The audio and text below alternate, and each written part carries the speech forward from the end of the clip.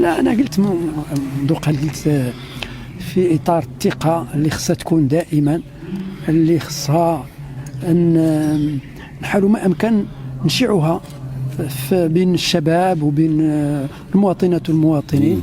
خص دائما التعامل مع هذه المراحل بواحد الهدوء وبالقول الطيب وبالتوضيح. الناس اللي يطلبوا باش تكون توضيحات ويعرفوا من حقهم، لأن هذه دولة الحق والقانون. الواحد إلا شك في شي حاجة طلب توضيح بالنسبة للورقة ديالهم. كنحيي القضاء وخصوصا المحكمة الإدارية ديال أكادير اللي عطات الأمر باش لمراجعة الورقة ديال الامتحان ديال واحد الممتحنة واحد الطالبة.